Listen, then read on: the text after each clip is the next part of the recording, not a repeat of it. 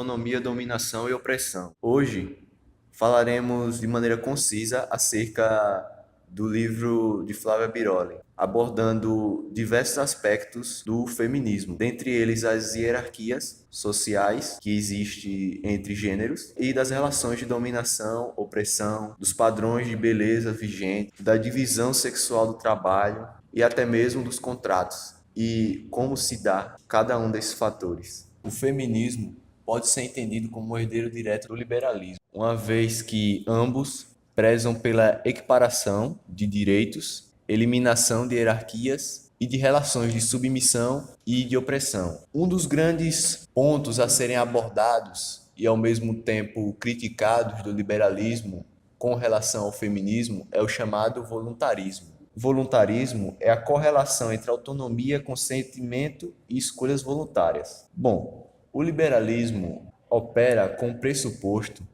de que, com escolhas voluntárias, ou seja, feitas espontaneamente, o indivíduo está, de certa forma, caminhando para a cidadania, pelo fato de o voluntarismo eliminar a coerção que, de certa forma, implica no exercício efetivo da liberdade. Ou seja, para o liberalismo, as escolhas voluntárias, mesmo que submetam os indivíduos a relações de subordinação, elas são legítimas, independente da submissão ou da dominação de alguma das partes. Um exemplo trazido pela autora e controvertido foi a questão dos contratos, seja de casamento ou de trabalho, que submetem aqueles que os assinam a uma relação de submissão, ou seja, abdicando da sua autonomia, decorrente de um ato voluntário, que por sua vez é reconhecido como legítimo no liberalismo e que encontra, de certa forma, um antagonismo no feminismo com relação a essa questão. Os contratos podem ser entendidos, no entanto, como um ato de abdicar do usufruto do tempo, do controle do próprio corpo e até mesmo da sua capacidade de escolha, de sua autodeterminação. Abro aspas para a autora. O autogoverno se torna nessa crítica o valor político central. Por isso, é um problema se a condição inicial de livre escolha, como a ausência de coerção, desdobra-se em restrições à liberdade futura dos indivíduos. Mesmo que não exista exploração em um contrato firmado voluntariamente, se ele permite relações de domínio e subordinação em que se reduz a liberdade ou autonomia de uma ou das partes interessadas, há aqui um problema do ponto de vista da produção de uma sociedade democrática. Fecha aspas. Então, essa agressividade masculina e a passividade feminina pode-se entender a partir de uma dependência natural, entre aspas, que elas teriam ou que têm em relação aos homens. E essa dependência faria delas algo menos do que cidadãs. Ou seja, essa ideia de autonomia não seria aplicada a elas. Até a propriedade de si mesmo seria codificada de maneiras distintas de homens e mulheres. O direito paternal dos pais e o dos esposos, dos cônjuges, faria com que a liberdade da mulher fosse diminuída, restringindo a liberdade dela, e determinava, em vários aspectos, a sua vida sexual e reprodutiva. O não proferido pelas mulheres nas relações afetivas e sexuais evocaria uma moral na qual a modéstia e a honra correspondiam à duplicidade, ou seja, esse não teria um duplo sentido. E mesmo quando as mulheres quisessem dizer sim, elas deveriam dizer não. Então essa recusa em consentir foi visto como algo aparente e não poderia ser levado em consideração em uma mulher. Essa negação da realidade do estupro, ela decorre também amplamente dessa validade de consentimento dos indivíduos. As conquistas alcançadas do feminismo na legislação sobre essa violência doméstica e ao estupro, elas são avanços não só na contenção nessas formas de agressão, mas também na maior definição dos direitos das mulheres, a autodeterminação.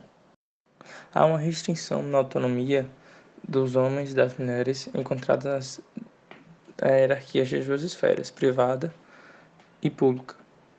Isso potencializa a maior vulnerabilidade das mulheres em relação aos homens. E mesmo com o avanço da legislação sobre violência doméstica, estupro, há um número muito grande de violência contra mulheres, de estupros e de assassinatos de mulheres por homens, na quais foram parceiros dessas mulheres. Então, essa forma de violência, pode perceber que são em algum grau socialmente toleráveis. Então, podemos concluir dizendo que a violência contra a mulher, ela deve ser entendida, ou pode ser entendida, como uma prática social e não individual, a partir do momento em que a sociedade encara de forma natural essas anomalias. Pode ser considerada também uma violência sistêmica, porque ela é dirigida a apenas um grupo, e ela é dirigida àquele grupo simplesmente porque fazem parte daquele grupo. O estupro também pode ser entendido como um processo que é consciente de intimidação, na qual todos os homens colocam as mulheres num estado de medo. A divisão sexual do trabalho deu-se nos primórdios, onde, na sociedade primitiva, mulheres, por terem aptidões, ter a vista melhor do que os homens em um tom de vermelho, poderia escolher melhor os frutos e levá-los para a mesa, para poder alimentar a família. Só que, ao passar do tempo, na sociedade civilizada que nós temos hoje em dia, esse valor foi se deturpando, pois, com o passar de geração, os mais velhos ensinavam às filhas que a mulher ideal para o homem seria aquela que soubesse fazer corte, costura e os afazeres domésticos. E isto é um valor um tanto quanto errado, pois a mulher ideal para o homem é aquela que pode ajudar ele em todas as formas, tanto no trabalho, financeiramente, quanto em casa, e vice-versa, quanto o homem também poderia ajudar em casa. A importância de haver uma variável do casamento tradicional, onde o homem é o provedor de toda a parte financeira e a mulher é a que gere toda a casa, é que nesse tipo de casamento a mulher se torna refém do homem, porque ela não tem condições financeiras de, caso haja algum abuso por parte do marido, seja violência doméstica ou até mesmo sexual, ela não tenha condições de manter, se já tiver filhos, ou se manter sozinha, longe do marido, pois ela já gerou essa dependência do marido, onde ele gere toda a parte financeira e ela, por si só, vai apenas desse casamento ter o conhecimento da parte de casa, onde a sociedade já tem esse preconceito nas empresas que, numa possível seleção, elas vão ser escolhidas a dedo pelas empresas que preferem as que não têm filhos e as que já têm experiência. Isso gera uma vulnerabilidade para elas, gerando assim uma dependência cíclica da mulher para o homem, passando de geração para geração. Atualmente, os debates promovidos pelo feminismo vêm colaborando no avanço na análise das restrições à autonomia das mulheres, incorporando a complexidade da dinâmica de produção das preferências. Esses debates apontam para a necessidade de validar as preferências e as escolhas dos indivíduos, valorizando sua experiência e sua autonomia decisória. Ganha importância, nesse caso, a observação simultânea da permanência de relações opressivas e das ressignificações das normas e das convenções sociais ao longo do tempo, que foram impostas na sociedade, criando impacto para a vivência dos indivíduos e a construção das identidades. É preciso, por outro lado, considerar as contribuições importantes de abordagens que focam as amarras do sexismo e como elas impedem a ampliação das condições necessária à autodeterminação das mulheres. Um fato que vem gerando atenção no feminismo é a gramática da dominação. Essa gramática é internalizada não apenas pelos homens, mas também pelas mulheres. A autora Flávia Biroli fala no seu texto: você aprende que a linguagem não pertence a você, que você não pode usá-la para dizer o que você sabe, que o conhecimento não é o que você aprende a partir da sua própria vida, que a informação não se define a partir da sua experiência. Ou seja, você desenvolve uma identidade que é agradável e subserviente, imitativa e agressivamente passiva e silenciosa. Você aprende, em uma palavra, a feminidade. Tendo em vista o que a autora falou nessa frase,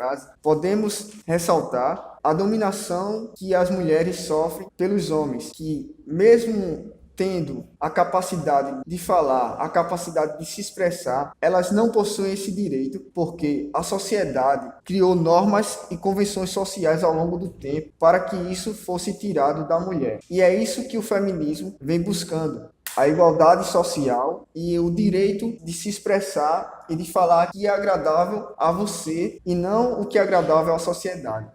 Beleza e opressão. As imagens da beleza são utilizadas contra as mulheres. As mulheres não passam de beldades na nossa cultura masculina, para que essa cultura possa se continuar e sendo masculina. Quando as mulheres demonstram tal personalidade forte, não são desejáveis. Ao contrário, são tidas como pessoas fora do comum. Essas mulheres, ou mulheres que são tidas como submissa, elas têm que ser vistas na cultura masculina como uma mulher sem malícia, uma mulher delicada, bem enfeitada, bem produzida. Mas, como nós vimos, a ideologia nos promove que a mulher deve ser subordinada, tendo ela própria pelos padrões da beleza. Então, o investimento de tempo e de recursos financeiros na aparência expõe a permanência dos padrões desiguais do gênero. As expectativas sociais do investimento na autoapresentação, seja prioritário, são dirigidas às mulheres, não aos homens. Assim, na ideologia da beleza, pelos olhos dos homens, as mulheres devem ter pouco controle sobre as suas vidas, numa dinâmica em que o ambiente de trabalho, o ambiente de casa, e seja qual for o ambiente que elas estejam, elas devem vender seu corpo, entre aspas. Algumas mulheres passam a entrar nesse grupo de forma não natural. Elas entram nesse grupo forçadamente, apesar de que algumas têm passado por muitos problemas. Algumas com a baixa autoestima podem ter efeitos concretos na saúde das mulheres. Elas pensam em fazer dietas, fazer cirurgias plásticas, mas bem, para o seu cotidiano de trabalho, andar sobre salto alto, busca repetida e permanentemente, frustrada por uma aparência mais jovem. Esses mecanismos buscam da beleza da mulher e buscam também causar divisões entre as classes das mulheres. Isso trazendo uma total diferença entre nosso dia a dia. A magreza pode ser um grande exemplo desse tal ideal. Ele ultrapassa qualquer origem social e se impõe como referência. Vemos isso no cotidiano, principalmente com o uso de bonecas, bonecos. A construção do corpo feminino deve ser daquela tal maneira, onde muitas mulheres buscam aquela forma. E o maior problema nessa busca por essa tal perfeição do corpo feminino tem sido na publicidade, uma demonstração no qual todas as mulheres devem seguir esse determinado padrão, onde fortalece cada dia esses estereótipos que preservam tais comportamentos.